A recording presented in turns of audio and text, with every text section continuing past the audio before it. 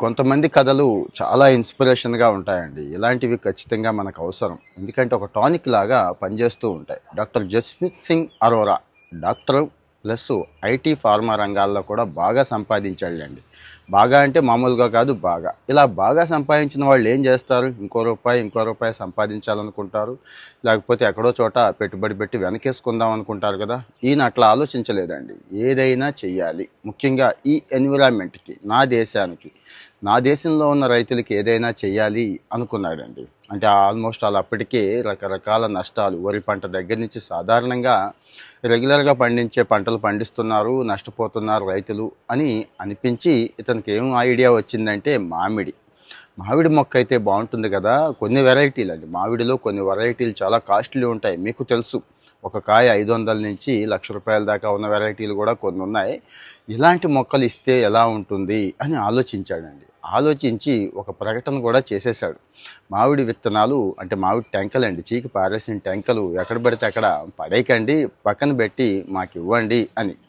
ఇంకా అంతే, దేశం అంతా భలే రెస్పాన్స్ వచ్చిందండి. వీళ్ళ అమ్మాయి ఒక వీడియో కూడా చేసింది సోషల్ మీడియాలో, అది కూడా వైరల్ అయ్యింది. 11 లక్షల పైన విత్తనాలు వచ్చేసినాయండి ఇతనికి. అంటే చాలామంది మంచి మనసుతో, ఆయనకైతే ఎంత మంచి మనసు ఉందో, ఈ విత్తనాలు ఇచ్చేవాళ్ళు చీకేసిన టెంకలు ఇవ్వడానికి కూడా మంచి మనసు కావాలి కదా, ఇచ్చారండి. ఈయన ఏం చేస్తున్నాడంటే వీటన్నిటిని కూడా చక్కగా పెంచి, అంటే 4-5 అడుగులు రావాలి కదండి, ఒక సంవత్సరం పెంచితే 4-5 అడుగులు మొక్క వస్తుంది. వచ్చాక గ్రాఫ్టింగ్, అంటుకట్టడం అంటాను చూడండి, ఈ మంచి వెరైటీ మామిడి మొక్కలతో అంటుకడుతున్నాడు. ఇక్కడ కూడా వ్యాపారం చేస్తున్నాడేమో, ఏముంది ఇందులో ఇప్పుడు దాకా చెప్పింది మీరు అంటారేమో. ఫ్రీగా ఇస్తున్నాడండి. ఇది గొప్ప విషయం. మన సమాజంలో కూడా చాలామంది ధనవంతులు ఉన్నారు. సరే, భారీ ధనవంతులు కూడా అక్కర్లేదండి, మనలో కూడా కొంతమంది కలిగిన వాళ్ళం ఉన్నాం కదా. ఒకసారి ఆలోచించండి, ఈ ఐడియా ఏదో బాగుంది కదా.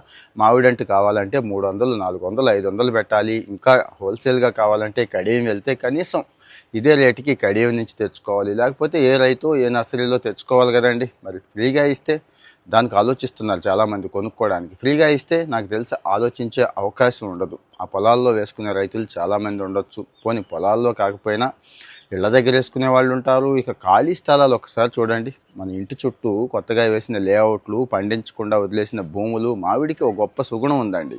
భారీ వర్షాలు ఎప్పుడూ ఎరువులేసి దాన్ని సాకాల్సిన పని లేదు. అంత మొండి మొక్క అన్నట్టు, వేసి వదిలేస్తే ఒక హైట్ పెరిగితే ఇంకా కాస్తూనే ఉంటుంది అన్నట్టు. సో మరి ఈ ఐడియా బాగుంది కదా, ఇన్స్పిరేషన్గా కూడా ఉంది కదా. మరి మీలో ఎవరైనా ఇలాంటిది ఏదైనా పాటిస్తున్నారా? ఒకవేళ ఇలాంటిది చేద్దామని ప్రయత్నం ఉంటే చెప్పండి. నేను కూడా మీకు కావాల్సిన హెల్ప్ చేస్తాను, ఖచ్చితంగా చేస్తాను. ఫాలో అవుతూ ఉండండి. కామెంట్లో మీ ఒపీనియన్ చెప్పండి. Thank you.